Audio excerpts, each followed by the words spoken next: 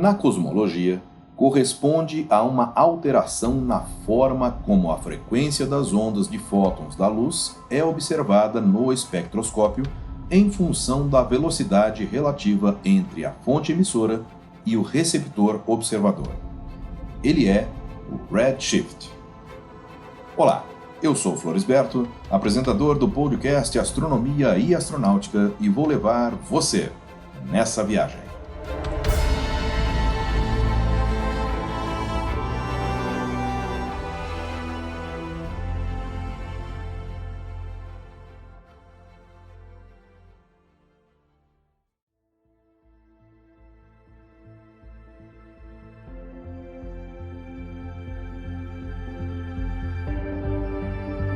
O fenômeno do redshift pode ser explicado de uma forma fácil de compreender.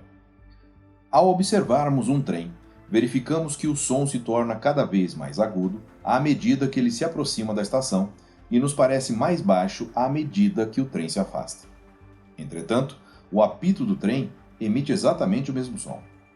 O austríaco Christian Doppler estudou o curioso fenômeno e, em 1841, estabeleceu o princípio segundo o qual a altura do som percebido varia quando a fonte de som se desloca em relação ao observador. O francês Hippolyte Fizeau estendeu esse princípio à ótica.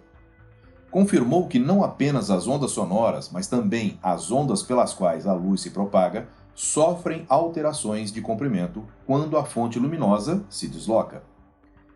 Em 1863, William Huygens combinou uma chapa fotográfica de colódio com o espectroscópio ligado ao seu telescópio e obteve o primeiro espectrograma de uma estrela. Ele se entregou à nova paixão dos astrônomos, a análise espectral dos astros, e perguntou a si próprio se o efeito Doppler-Fizeau não poderia ser aplicado também aos espectros das estrelas. Nos laboratórios de espectroscopia, a posição exata de cada raia espectral, ou seja, o seu comprimento de onda, já era conhecido com precisão.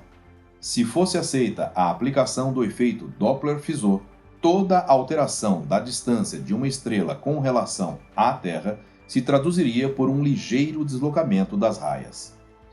Esse desvio seria para o violeta se a estrela estivesse se aproximando de nós e para o vermelho se estivesse se afastando.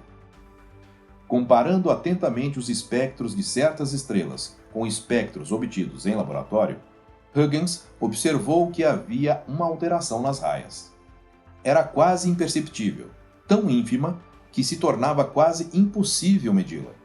Mas não havia dúvida, o desvio, ou shift em inglês, existia. Quando as raias são desviadas para o roxo, o desvio deve ser atribuído a um efeito Doppler-Fizeau de aproximação.